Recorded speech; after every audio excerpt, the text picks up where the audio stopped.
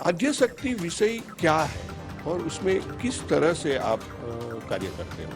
आद्याशक्ति सब कोई जानते हैं कि क्या है, उसकी शक्ति का क्या है। किस स्टेज तक आप पहुंच पाए हैं उसके अंदर और कितने लोगों को आप अभी तक जोड़ पाए हैं? वैसे ये कोर्स हमने बहुत फ्लेक्सिबल रखा है। जी। हमारे जो सब्जेक्ट है वो राष्ट्र के लिए एक महिलाओं की सोच कैसी होनी चाहिए। एग्रेसिवली पुरुषों के मुकाबले उनको आना चाहिए, उतना अभी तक वो नहीं आ पाई। वो नेतृत्व कैसे करना है, वो गुण कहाँ से लाना है?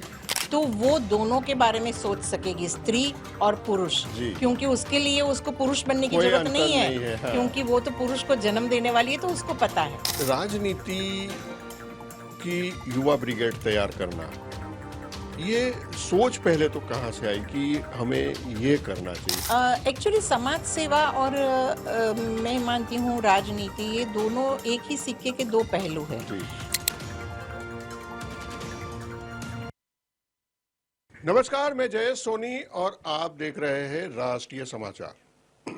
आज हम एक ऐसे समाज सेविका से मिलने जा रहे हैं जिन्होंने कोई ऐसा क्षेत्र नहीं है जिसमें काम न किया हो। हम बात कर रहे हैं गीता श्रॉफ जी की, जिन्होंने न केवल सूरत बल्कि गुजरात और पूरे भारत देश में अलग अलग क्षेत्र के अंदर समाज सेवा की ऐसी ऐसी मिसाल कायम की है। जो बात अगर हम उनका परिचय, पूरा परिचय अगर हम उनके बारे में बात करेंगे तो शायद ये पूरा एपिसोड उनके परिचय में ही पूरा हो जाएगा। लेकिन हम उनसे उनके अलग अलग विषयों में आगे भी बात करते रहेंगे। आज भी हम उनका जो कार्य है उसका एक विषय लेकर के हम उनसे बात करेंगे। गीता श्रॉफ जी ने 35 साल से अपने जीवन के 35 साल जिन्होंने समाज सेवा में बिताए हैं और 35 साल से अलग अलग क्षेत्र के अंदर वो अलग अलग तरह के काम करते आए हैं। अनीश संस्था के वो स्थापक है और अभी भी वो प्रमुख है। अनीश मतलब कि अपमृत्यु निवारण संस्था, जिन्होंने इस संस्था के माध्यम से अनेकों कार्य किए हैं। ऐसे महिलाओं के लिए, बच्चों के लिए, खास करके जो भ्रूण हत्या जैसे मामलों के लिए भी उन्होंने खासा काम किया है। चाहे लीगल एडवाइजरी कमेटी हो, यूसीसी की कमेटी हो, ऐसे कई सरकारी जो कमेटियां होती है उन्होंने उनको जो है मेंबर के तौर पर, अध्यक्ष के तौर पर उनको अपनी कमेटियों में स्थान दिया। कई तरह के काम हैं, लेकिन आज हम उनके एक प्रोजेक्ट के बारे में बात करेंगे और वो प्रोजेक्ट है आद्य शक्ति। आद्य शक्ति प्रोजेक्ट के माध्यम से वो क्या क्या काम कर रहे हैं उसके ऊपर हम आज उनसे विशेष बात करेंगे। तो सबसे पहले गीता बहन, आपका बहुत बहुत स्वागत है। और आपका जो परिचय है वो हम पूरा इसलिए नहीं दे पा रहे, नहीं तो बहुत लंबा समय परिचय में ही बीत जाता। तो आपने अलग अलग क्षेत्रों के जो काम किए हैं उसमें एक विषय आद्य शक्ति है। आद्य शक्ति विषय क्या है और उसमें किस तरह से आप कार्य करते हो? सबसे पहले हम आपसे यही जानना चाहेंगे। जी, थैंक यू जयेश भाई। मैं भी इस मंच को आदर से प्रणाम करती हूँ, मेरे दर्शक मित्रों को भी। आद्याशक्ति सब कोई जानते हैं कि क्या है, उसकी शक्ति का क्या है। मैं पहले बताऊंगी मेरी संस्था अनीस, अपमृत्यु निवारण सहाय संस्था, जो 1996 से महिला, बच्चे और परिवार के लिए अविरत कार्य करती आई है। और विना मूल्य ये सेवा देने वाली हमारी जो संस्था है उसमें बहुत डेडिकेटेड हमारे टीम मेंबर्स है। अब तो युवा टीम और फौजी टीम भी इसमें आ गई है, जो हम लोग सब साथ मिलकर ये काम कर रहे हैं। बहुत सारे हमारे परमानेंट प्रोजेक्ट है, बहुत सारे ऐसी इवेंट होती है जो साल में हमें करनी ही होती है, और उसके साथ हम ऐसे नए नए प्रोजेक्ट के ऊपर काम करते हैं। जैसे अभी हमारा जो लेटेस्ट प्रोजेक्ट है वो आद्याशक्ति, आप जिसकी बात कर रहे हैं।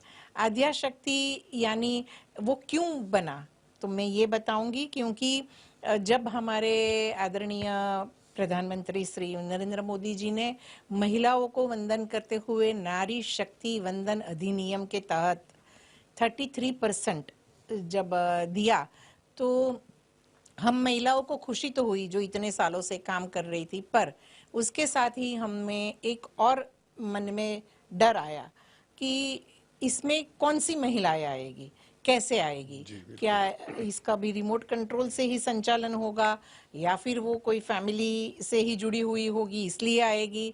तो हम चाहते हैं, जिन्होंने अपनी पूरी जिंदगी समाज के लिए दी है, बिल्कुल महिलाओं के लिए, खास करके बच्चों के लिए, तो हम बिल्कुल चाहेंगे कि वो रूट से लेके ऊपर तक सभी महिलाओं की आवाज वहाँ होनी चाहिए हमारे राष्ट्र के उसमें।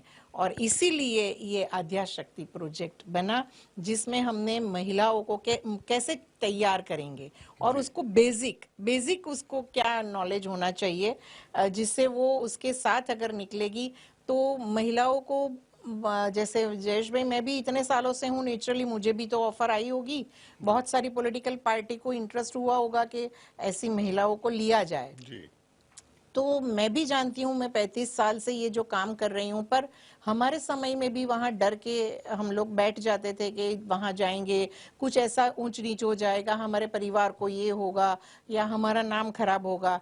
तो मैंने ये सब हर्डल्स वो कैसे अपने आप दूर कर सकती है, वो तालीम ये महिलाओं के लिए एक पूरा कोर्स तैयार किया। और इंडियन थिंक टैंक के डॉक्टर शिव कालिया के नेतृत्व में ये पूरा एजुकेशनल कोर्स जी। बना, और लीगली एडवोकेट बैरिस्टर निशा बंथ ने भी उसको ये दिया, और हमारी यहाँ की युवा टीम, फौजी टीम, ये सब अभी यहाँ चला रही है। बिल्कुल, बहुत ही बढ़िया। मतलब कि ऐसी महिला जो समाज में आगे आकर कुछ करना चाहती है, उनकी प्रतिभा के माध्यम से समाज का कुछ भला हो, ऐसा काम करना चाहती है, उनको आप तालीम भी देते हैं और रास्ता भी दिखाते हैं कि उसको कैसे आगे बढ़ना है और किस तरह से वो अपना जो मनचाहा काम है वो कर सकते हैं। गीता बहन, जिस तरह से आप बता रहे हैं कि आद्यशक्ति मिशन के तहत आपने देश भर में ये कार्य शुरू किया है, अभी किस स्टेज तक आप पहुंच पाए हैं उसके अंदर और कितने लोगों को आप अभी तक जोड़ पाए हैं? ये अभी शुरू किया हुआ है, इसलिए सबसे पहले तो हमने दिल्ली से शुरुआत हो गई हमारी, और दिल्ली यूनिवर्सिटी की इंद्रप्रस्थ वुमेन्स कॉलेज की 110 बेटियों ने सबसे पहले ये कोर्स कंप्लीट कर दिया। वैसे ये कोर्स हमने बहुत फ्लेक्सिबल रखा है।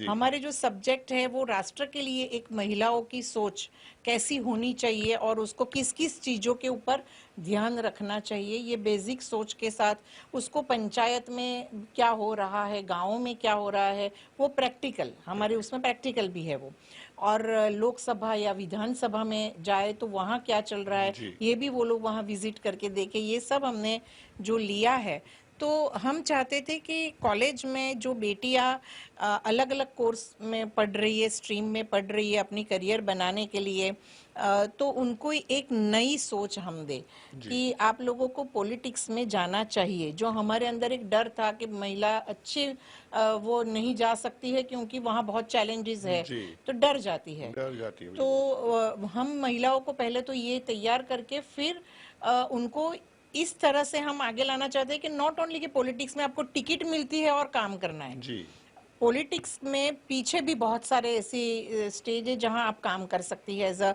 स्ट्रेटेजी प्लानर या ऐसे बहुत सारी चीजें जो आप काम कर सकते हो, आपका करियर बन सकता है। तो जरूरी नहीं है कि आपको डायरेक्ट पॉलिटिक्स में आना है।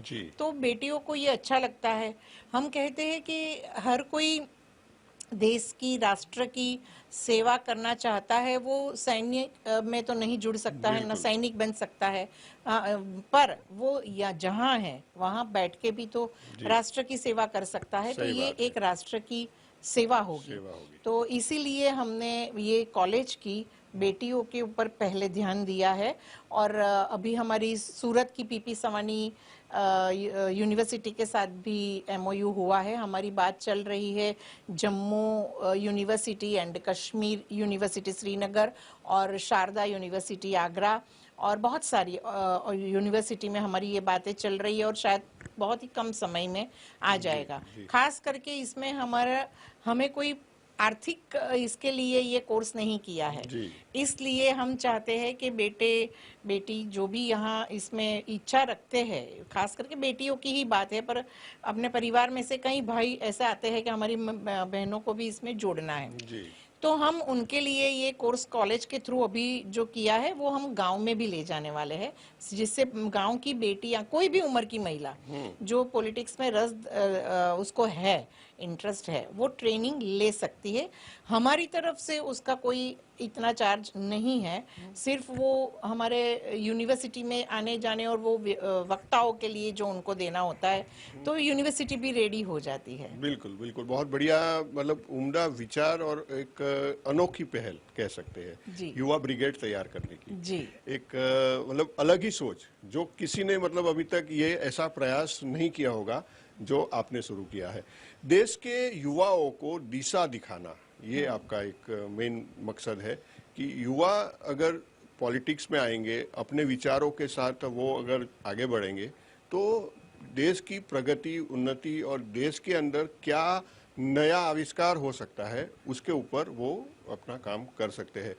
ये जो युवा पीढ़ी को आप इस माध्यम से जोड़ रहे हैं, आद्य शक्ति माध्यम से, खास करके बच्चियों को, क्योंकि महिलाएं इस फील्ड में आने से पहले खुद को असुरक्षित महसूस करती है कि हम वहां पर जाएंगे, कैसे काम करेंगे। एक तो जैसे हमारे पहले कहा जाता था कि पुरुष प्रधान समाज है, पुरुष प्रधान देश है, पुरुषों को ही सारी सत्ता है, पुरुषों का ही पावर है, तो महिलाएं इस करके भी बहुत कम, पहले तो बहुत ही कम आती थी।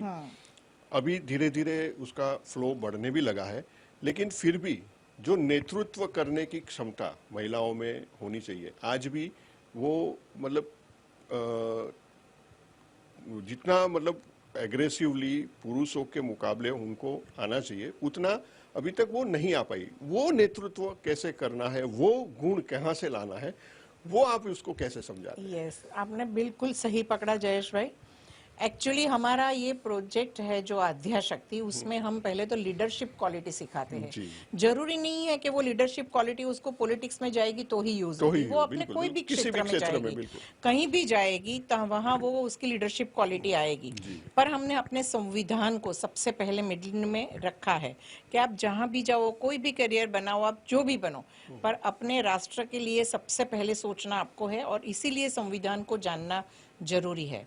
तो हमने संविधान को उसमें केंद्र में रखा है, और इसके साथ हम उनको लीडरशिप क्वालिटी देते हैं, और साथ में संस्कार और सुरक्षा, क्योंकि संस्कार हमारे भारतीय संस्कृति जो है हमारी, वो भी हमें देखनी है।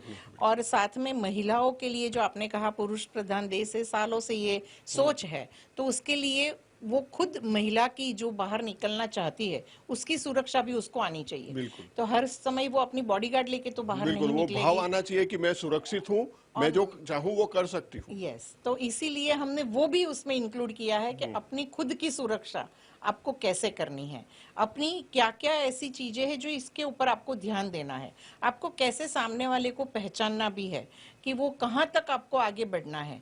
हर एक की एक मर्यादा होती है, वो मर्यादा को कैसे समझे और उसको कैसे उसके साथ डील करे।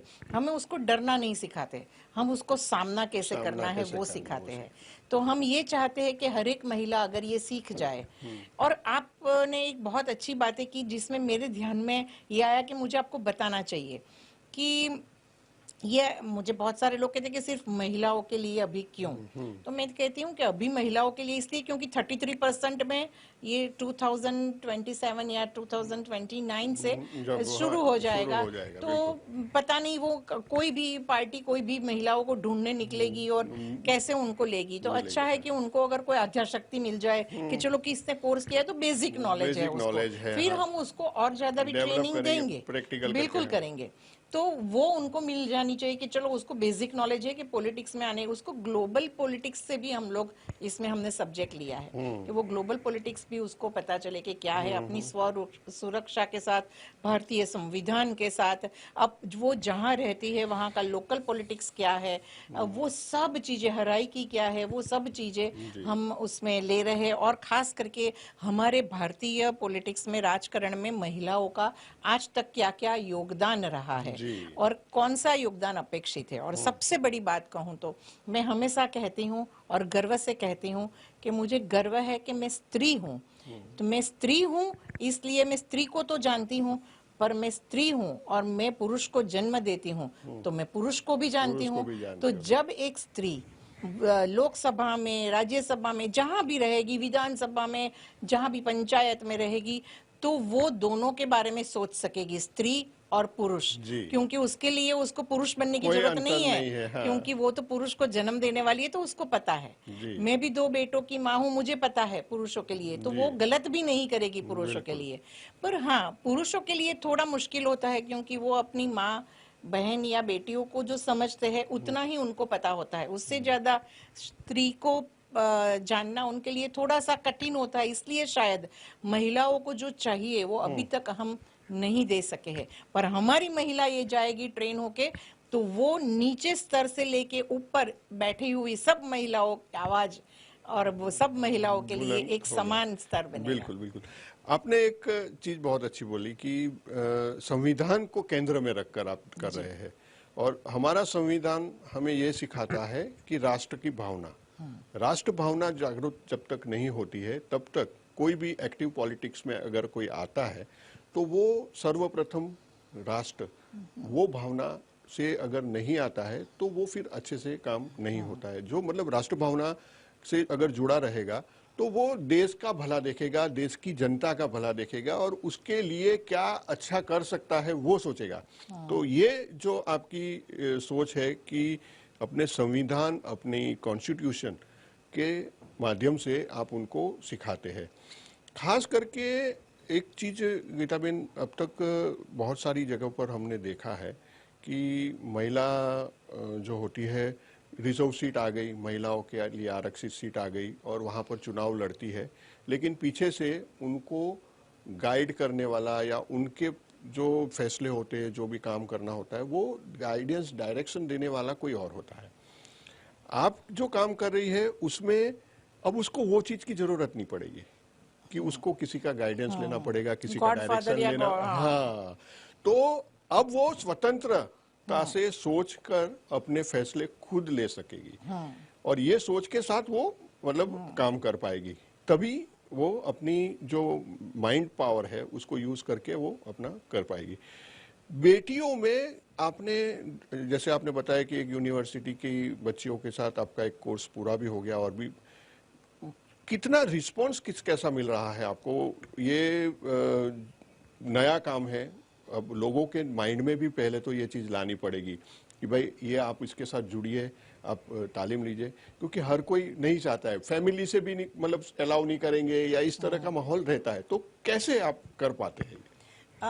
जी, एक्चुअली आपने वो भी सही बताया कि ये तो नया विचार है। तो पहले तो बेटियों में भी ये विचार देना, यूनिवर्सिटी को बताना कि भाई हमारे राष्ट्र के लिए ये जरूरी है, तो ये बेटियों के लिए आप थोड़ा सा समय निकाल के, ये एक शॉर्ट टर्म कोर्स जैसा, ये बेसिक है, इंट्रोडक्टरी कोर्स है, तो इसमें बहुत समय भी नहीं जाएगा। तो 40 आवर्स का ये कोर्स है। 40 प्लस हम जो विजिट ले जाते हैं वो और 10 आवर्स है, पर 40 आवर्स का ये बेसिकली जो कोर्स है वो हाइब्रिड कोर्स भी हम करते हैं, थोड़े से ऑनलाइन, पर 90% हम लोग ऑफलाइन करते हैं। तो बेटियों को पहले हम इंट्रोडक्टरी सेशन देते हैं हमारी युवा टीम है अनीस की।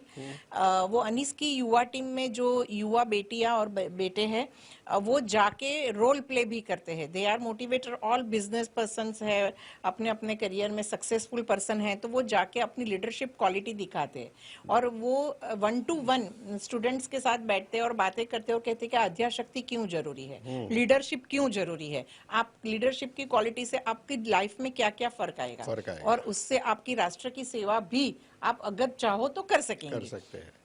तो ये हमारे इंट्रोडक्टरी से ही बहुत सारे रजिस्ट्रेशन यूनिवर्सिटी में हो जाता है। तो सबसे पहले मेरी युवा टीम जो वहां जाके सब समझाती है, करीबन 3-4 घंटे का इंटरेक्शन और बहुत ही बढ़िया सा उसमें स्ट्रीट प्ले भी है, बहुत कुछ करके वो उनके साथ जुड़ जाते हैं। तो जिससे इन लोगों को लगता है कि हमें करना चाहिए।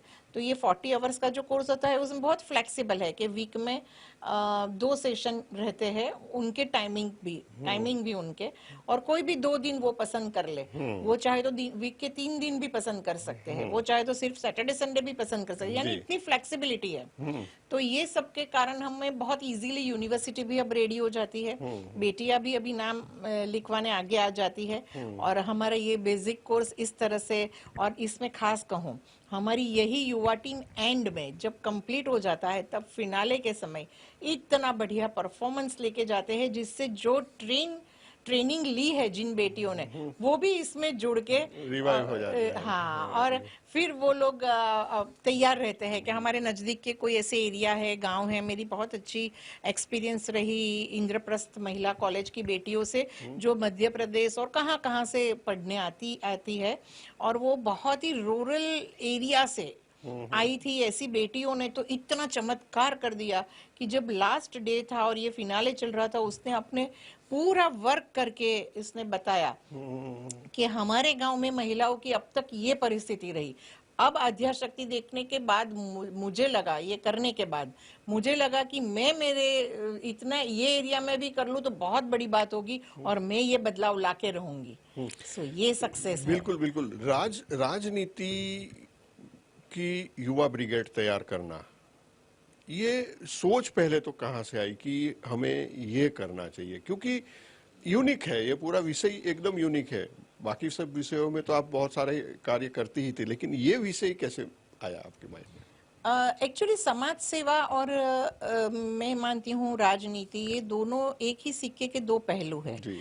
एक्चुअली तो जितने भी हमारे राजकारण में है, जो भी है राजकारण के जो भी नेताएं हैं, उनका काम भी समाज के लिए काम करना ही है, और हम समाज सेविका और समाज सेवा करते हैं, उन सबका काम भी वही है। तो मेरे ध्यान में ये दोनों पैरेलल है, तो मुझे कभी भी इसमें कोई फर्क नहीं दिखा। इतना है कि उसमें सत्ता पावर है, और बिल्कुल आप जो भी करना चाहे वो बिना झिझक कर सकते हैं। पर मैंने ये भी देखा कि सोशल वर्क करने से हमें एक तो लोगों की विश्वसनीयता सोशल वर्कर के प्रति ज्यादा रहती है, पर हाँ, पावर नहीं होता है तो मेरी तरह उन लोगों को पूरी जिंदगी दे देनी पड़ती है। बिल्कुल। तो मैं चाहती हूँ कि अभी फास्ट जमाना है, सबको फटाफट से सब चीजें चाहिए। हमारा जेन जी देखो कितना पावरफुल है।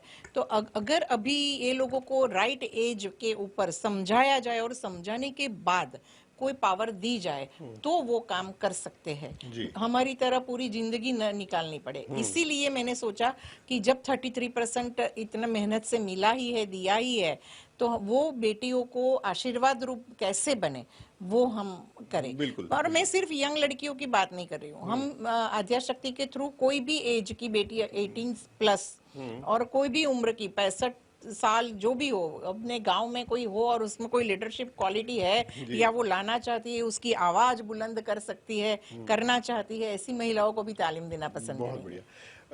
गीताबेन, जिस तरह से आपका ये अभियान आगे बढ़ रहा है, आने वाले 2027 में गुजरात और यूपी में चुनाव है, और 2029 में हो सकता है कि 1 नेशन 1 इलेक्शन फॉर्मूला लागू होने जा रही है। प्रोजेक्ट तो ऑलमोस्ट सारा फाइनल हो चुका है, और चुनाव आयोग ने भी ये कहा है कि हम इस फॉर्मूला को हम 2029 में लागू कर सकते हैं। हो सकता है कि विधानसभा और लोकसभा का चुनाव 2029 में एक साथ हो जाए। तब तक अभी भी मतलब 3-4 साल अपने पास है। इस अभियान के तहत बहुत सारे पूरे भारत में कर सकते हैं, पूरे युवा ब्रिगेड आप तैयार कर सकते हैं, और ये हो सकता है कि आने वाले 2029 के जो चुनाव होंगे उसमें बहुत सारी यंग लीडरशिप इसी माध्यम से आप जोड़ सकते हैं। किस तरह से इसको प्लान कर सकते हैं? बहुत कुछ कर सकते हैं। हमने ये भी सोचा कि हो सकता है कि हमारी, इसलिए हम कॉलेज में बहुत फास्ट जा रहे हैं और गांव में भी हम ये प्लानिंग कर रहे हैं। पर हमने ये जैसे हमारे गवर्नर कश्मीर के गवर्नर को भी, मनोज सिन्हा जी को भी इसलिए मिल के आई कि उनको भी पता चले कि ऐसा चल रहा है, तो यूनिवर्सिटी में ये लोग बताए, और हम चाहते हैं कि हर एक इंडिपेंडेंट सोच से अपनी तरफ से वो सोचे कि मुझे कौन सी पार्टी में जाना जी। है, और वो हम तो सिर्फ तैयार करेंगे, फिर उनकी सोच है। जी। हो सकता है कि यूनिवर्सिटी से तैयार हुई बेटियों के लिए वो जो लिस्ट बने वो कोई पार्टी भी नेक्स्ट उसमें मांग नेक्स्ट ले उसमें कि मांग भाई ले। आपके सही यहाँ कोई बात है। आद्याशक्ति बनी है, कोई ऐसी सही तैयार बात है। बेटी या महिलाएं हैं, सही तो बात हम उनको टिकट देना चाहेंगे। तो ये तो बहुत बड़ी बात हो जाएगी। और मेरा सपना यह है कि यस, बिल्कुल इसी तरह मुझे आगे बढ़ना है कि ये पार्टी सामने से जाए कि आद्याशक्ति का कोर्स जिसने जी, किया है वो जी, बेटियों जी। को हम पहले चांस जी। इसलिए दे क्योंकि एटलीस्ट उनको बेसिक तो ये नॉलेज है। हाँ बिल्कुल, हमने तो नेक्स्ट स्टेज का उनका प्लान भी तैयार किया हुआ है कि अगर उसमें से कोई 10 महिला भी बोले कि मुझे आगे जाना है तो उनको पूरी तैयारी हम करवा सकते हैं। बिल्कुल। जैसे मैं आपको बताऊं कि no repetition formula Bharatiya Janata party ने स्थानीय चुनावों में लाया था। हो सकता है और पार्टियां, या हो सकता है कि भारतीय जनता पार्टी ही, या ये भी हो सकता है कि कोई नई पार्टी भी आ जाए जो ऐसी यंग लीडरशिप के साथ कोई खुद अपनी पार्टी कोई बना के पार्टी आए। बनाकर यस, एक देश भर बिल्कुल। में एक नया नया कीर्तिमान स्थापित हो सकता है। तो ऐसे अगर कोई मौका मान लीजिए कि आता है और आपको अभी से मतलब उसकी तैयारी तो 100% करनी ही पड़ेगी, लेकिन अभी से आप मतलब पूरे देश भर में आपकी मतलब कितनी ऐसी तैयारी है कि ये पूरे देश भर की सारी यूनिवर्सिटी, सारे जो कॉलेजेस है, जो भी आपसे जुड़ना चाहे, इस माध्यम से हम अपने इस राष्ट्रीय समाचार के मंच के माध्यम से ही हम यहाँ से अपील शुरू करते हैं कि आपके साथ जुड़े, ज्यादा से ज्यादा लोग जुड़े, ज्यादा से ज्यादा लोगों तक इसका लाभ पहुंचे। तो ये आप क्या कैसे अपील करना चाहते हैं? मैं खास करके तो जिसके पास पावर है, जो सत्ता में है, उन सभी को रिक्वेस्ट करना चाहूंगी, अपील करती हूँ कि ये राष्ट्र के फायदे में है, आपके भी फायदे में है कि जब कोई थोड़ी सी नॉलेज के साथ कोई महिला कोई जिम्मेदारी का स्वीकार करेगी और वो महिलाएं अगर राष्ट्र के लिए आगे आएगी तो हमारे भारत में बहुत सारा परिवर्तन आप खुद देख सकेंगे, आपके परिवार में भी, क्योंकि महिला हर एक परिवार की बैकबोन होती है। तो ये पूरे राष्ट्र की बैकबोन अगर बन जाए तो आपका परिवार भी देखिए कितना आगे बढ़ सकता है। तो मैं सबको ये अपील करती हूँ, खास करके मैं यूनिवर्सिटीज को, मैं इसीलिए गवर्नर को मिलना पसंद करती हूँ कि वो यूनिवर्सिटी में ये कहे कि हाँ भाई ये कोर्स शुरू करो, क्योंकि हमारा कोई इसके पीछे कोई अलग हमारा कोई हेतु उद्देश्य है नहीं। हमें तो राष्ट्र के लिए जो काम करना चाहती है ऐसी महिलाओं को और लीडर्स के तौर पे तैयार कर रहे हैं हम। ऐसा भी नहीं है कि only and only for politics, but yes हम संविधान को ध्यान में रखते, भारतीय संस्कृति को ध्यान में रख के पूरा फोकस करते हैं कि ऐसी महिलाएं अगर राजकारण में आ जाए तो बहुत बढ़िया रहेगा। तो हाँ, मैं अपील कर रही हूँ ये सबको भी, एजुकेशन सिस्टम्स को, हमारी जिनके पास सत्ता है, वैसे सब राजनेताओं को कह रही हूँ, वी आर ओपन। आप हमारे साथ ये सब करने के लिए अगर हमें इन्वाइट करेंगे तो हम बहुत ही खुश किस्मत रहेंगे कि आप लोगों ने भी ये स्वीकार किया और महिलाओं के लिए आप भी चाहते हैं, क्योंकि एक्चुअली तो ये उनको करना चाहिए। पर हाँ ये भी है कि अगर जो पार्टी खुद करेगी तो वो अपने दायरे में रहे। हम एज अ सामाजिक कार्यकर हम ओपन फॉर ऑल, कोई भी पक्ष के लिए कोई भी उसके लिए करते हैं। तो हमें खुशी होगी कोई भी पक्ष भी हमें अगर इन्वाइट करेगा कि भाई हमारे भी महिलाओं को आप तालीम दे दीजिए तो हम बिल्कुल देंगे। बिल्कुल। ये तो हो गई एक मतलब जनरल अपील। अब आप महिलाओं को क्या अपील करना चाहेंगे, खास करके ऐसे प्रोजेक्ट में जोड़ने के लिए? युवा ब्रिगेड जो कि इंटरेस्ट लेके जुड़े, खास करके आपका जो मोटिव है, टारगेट है, युवा शक्ति, युवा ब्रिगेड तैयार कर रहे हैं पॉलिटिक्स के अंदर। तो वो बच्चियां जो कि ये प्रोग्राम के माध्यम से हमारी बात सुन रहे हैं, देख रहे हैं, उनको आप क्या मैसेज देना चाहेंगे? मैं बिल्कुल उनको ये कहना चाहूंगी कि महिलाओं के अंदर इतनी सारी शक्तियां हैं कि आध्या शक्ति को आप स्टडी कर लो कि क्यों हम माता जियों को इतने सारे हाथों के साथ दिखा रहे हैं, क्योंकि वो एक साथ बहुत सारे काम कर सकती है। मैं सिर्फ इतना कहती हूँ बेटियों को जब तालीम देती हूँ कि एक माँ सिर्फ घर में जो चाहे कितना पढ़ी है, पढ़ी लिखी नहीं है, कुछ भी है, पर वो अभी की मॉडर्न घर में भी आपको देखने को मिलेगी कि वो मोबाइल पे बात भी करती होगी, वो रोटी भी बेलती होगी, साथ में वो रोटी को सेकती भी होगी, साथ में वो दाल में कड़छा हलाती होगी, जो खाने बैठे हैं उनको खाना भी परोसती होगी, और कोई अगर आया तो वो खोलने भी जाएगी दरवाजा, और साथ में वो किसी का टिफिन बॉक्स भी भरती होगी। बहुत सारे काम एक साथ वो करती है। मल्टीटास्क और वो बिल्कुल जिम्मेदारी के साथ करती है। ऐसा भी नहीं कि चलो उसने ऐसे वैसा काम कर दिया, और सोच समझ कर जिम्मेदारी प्यार से वो करती है। महिलाओं में बहुत सारी शक्तियां हैं जिसको महिलाओं ने खुद ने दबा के रखा है। और मॉडर्नाइजेशन में कि हमें सिर्फ स्वतंत्रता चाहिए, ये सोच के उन्होंने अपनी शक्तियों को पीछे कर दिया है। मैं वो महिलाओं को मैसेज देना चाहूंगी कि बेटियां, आपके अंदर बहुत सारी शक्तियां है, जिम्मेदारी उठाने से ही शक्तियां खिलती है। तो कभी भी जिम्मेदारी से पीछे हट मत करो, सामने से जाओ, जिम्मेदारी लो और कार्य करो। काम करने वाले हमेशा आगे बढ़ते हैं, उसका विकास होता है। काम करने वाले, आपके दिमाग में अगर कोई डाल रहा है कि उसका शोषण हो रहा है, नहीं, अभी की बेटियों को पता है शोषण किसको कहते हैं। जब उसका शोषण होगा, उसको नहीं करना होगा, उसको ना कहना भी हमने ही सिखाया है कि से नो, कि बस इससे ज्यादा नहीं। पर जिम्मेदारी से मत हटो, और जिम्मेदारी जितनी निभाओगी, आपके संस्कार और अपनी संस्कृति को और अपने संविधान को जितना आप ध्यान में रख के काम करोगी, आप पूरे राष्ट्र का, नए राष्ट्र का निर्माण कर सकती हो। इतनी ताकत है। तो ये सब आद्या शक्ति को मैं विनंती करूंगी कि आप आगे आए और राष्ट्र के लिए आगे आए। और ये जो 33% नारी शक्ति वंदन अधिनियम हमें मिला ही है, तो हम उसको उजागर करके दिखाए। नहीं तो क्या होगा जयेश भाई, कि जो ऐसी ही महिलाएं वापस से ला दी जाएगी और बोलेंगे देखो इसीलिए महिलाओं को नहीं आना चाहिए, उनको तो कुछ पता ही नहीं है, ऐसा कह के वापस महिलाओं के लिए ये शुरू हो जाएगा। तो मैं महिलाओं को, बेटियों को ये कहूंगी कि आप आगे आइए, लेकिन जवाबदारी स्वीकार करके, ये सब सोच समझ के और बेसिक तालीम लेकर। बिल्कुल, चैलेंज उठाने की शक्ति के साथ, और चैलेंज उठाना और वो चैलेंज को पूरा करना एक हिम्मत से कि नहीं, हम कर सकते हैं, हम दिखा सकते हैं आपको, बिल्कुल, आपसे बेहतर हम है और कर सकते और देखो इतनी सारी शक्ति इकट्ठी होगी, आद्या शक्ति, तो वो लोग को भी तो पावर मिलेगा ना कि अच्छा वो पक्ष में भी है, वो पक्ष में भी है, वो पक्ष में भी हमारी आद्या शक्ति है। तो जब वो लोग को कुछ प्रॉब्लम आएगी तो एक साथ सब आद्या शक्ति की आवाज उठेगी। बिल्कुल।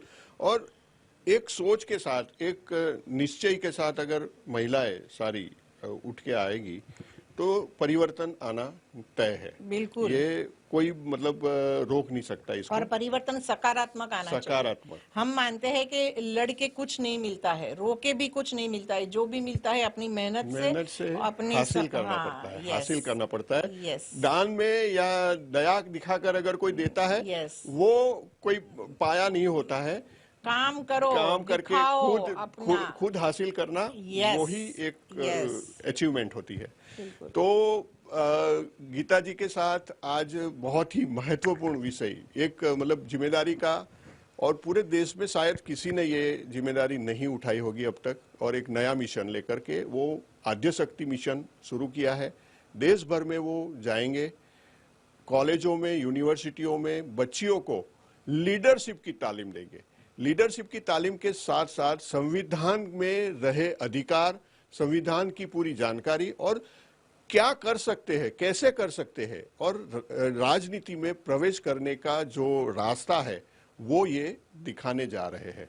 बहुत सारी जो युवा युवतियां हैं वो जुड़ चुकी है, आगे भी बहुत सारी जो है युवा ब्रिगेड उनके साथ जुड़ेंगी, और आने वाले दिनों में आद्य शक्ति से तालीम पाई हुई लड़की अगर कहीं कोई स्थानीय चुनाव जीतकर या विधानसभा या लोकसभा जीतकर हमारा देश का प्रतिनिधित्व, किसी विस्तार का प्रतिनिधित्व करते हुए दिखे, तो इसमें किसी प्रकार का कोई अचरज किसी को नहीं होगा, कोई आश्चर्य नहीं होगा। तो हम आपको गीता जी बहुत बहुत शुभकामनाएं देते हैं कि आप इस प्रोजेक्ट में बहुत ही अच्छे से सफलता आपको मिले, और बहुत सारी जो आपकी ये युवा ब्रिगेड तैयार करने की जो इच्छा है उसमें जो है युवतियां जुड़े, और आने वाले समय में भविष्य में देश की नेतृत्व की भागदौड़ संभाले। तो आज हमारे इस कार्यक्रम में गीता जी का धन्यवाद करके आगे हम उनसे दूसरे विषयों के ऊपर बात करने के लिए इनको फिर से आमंत्रित करेंगे, क्योंकि इनके पास जो ज्ञान का भंडार है वो देश के बहुत ही काम आ सकता है। और हम चाहेंगे कि गीता जी हमारे साथ फिर से आगे किसी दिन जुड़े, और इसी तरह से किसी और विषय पर हम उनसे चर्चा जरूर करेंगे। आज के इस कार्यक्रम में बस इतना ही। नमस्कार।